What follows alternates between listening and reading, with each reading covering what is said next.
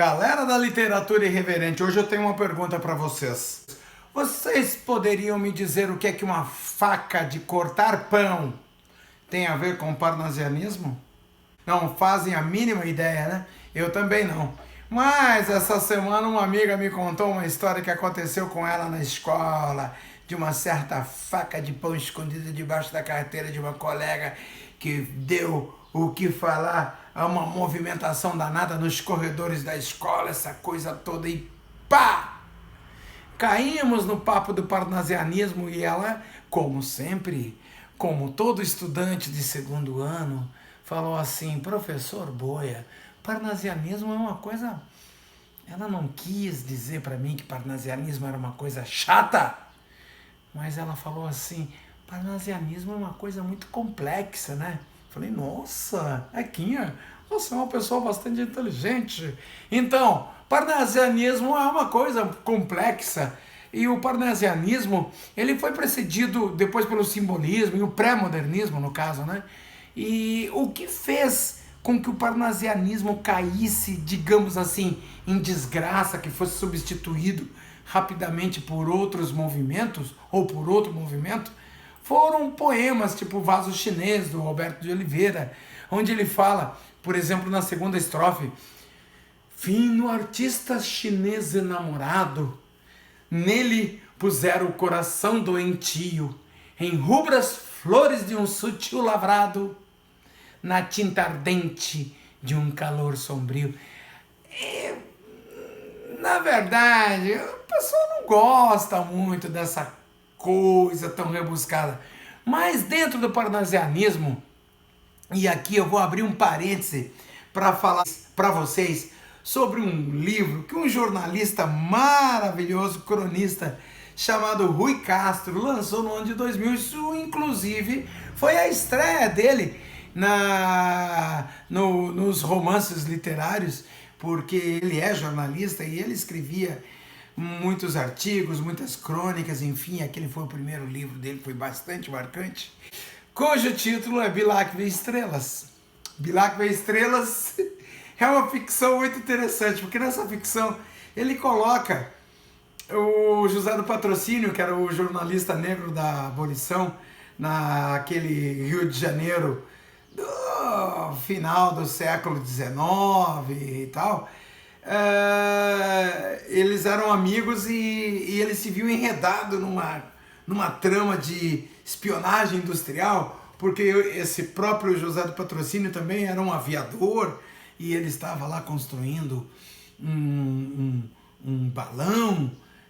O romance é muito interessante porque ele transmite toda aquela atmosfera do Rio de Janeiro, da virada do século XIX para o século XX, que era a grande Belle Époque do Rio de Janeiro, que era uma coisa muito legal, muito interessante. Então, esse parêntese eu abri aqui para falar de Rui Castro e para falar de Bilac vê Estrelas, porque o grande nome do parnasianismo brasileiro, sem dúvida nenhuma, é Olavo Bilac.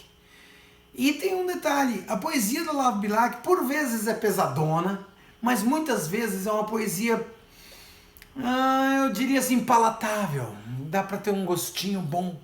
A poesia dele tem um gostinho legal. Por exemplo, no livro dele, ele lançou esse livro em 1888, alguma coisa assim. Mas antes de eu falar deste livro dele, diz aí se você está curtindo o canal, se inscreve ali, tá? Ativa a sinetinha aí para você receber novas notificações e dá aquele likezinho que é para a gente poder continuar produzindo material bem interessante, didático, de literatura e também de aulinhas de inglês para vocês. Bom, voltando ao nosso querido Olavo Bilac. Bom, vocês sabiam que essa galera, antigamente, eles morriam aos 30 anos, né? 30, 40 anos de idade. Olavo Bilac não foi exceção, viu? Aquele boêmio apaixonado, né? Ele era apaixonado por uma mina lá. Esqueci o nome dela agora, meu Deus do céu.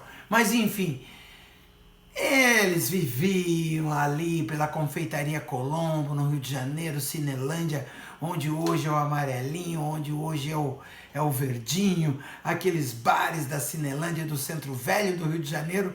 E esse livro do Rui Castro, ele transmite exatamente essa atmosfera, uma coisa muito legal. Bem, nosso querido Olavo Bilac era aquele boêmio, poeta empedernido no Rio de Janeiro, e ele escreveu esse livro, A Via Láctea, e dentro da Via Láctea está o poema de maior expressão do nosso querido Olavo Bilac, que inclusive foi utilizado em letras de músicas, em várias outras composições. Existe muita intertextualidade com relação a esses poemas de Olavo Bilac, e por aí vocês veem a importância do Bilaquinho na nossa literatura.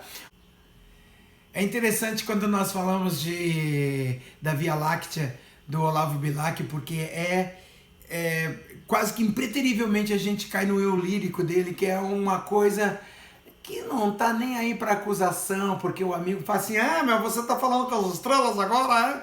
Deu para isso agora? Me diga, andaste bebendo aquele absinto lá da Confeitaria Colombo mais uma vez, meu amigo? Janelas abertas para melhor ouvi-las? Você tem certeza?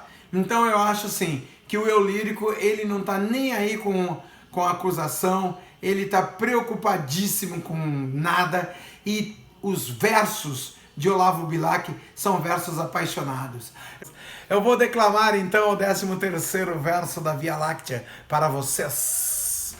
Ora, direis, ouvir estrelas, certo perdeste o senso, e eu vos direi, no entanto, que para ouvi-las muita vez desperto, e eu abro as janelas pávido de encanto. E conversamos a noite toda, enquanto a Via Láctea num palho aberto cintila, e ao ouvir o saudoso sol em pranto, ainda procuro pelo céu aberto. Isso é lindo demais, né? Não vou continuar que eu vou me engasgar, vai ficar muito feio. Mas a análise desse conto de Olavo Bilac é muito interessante.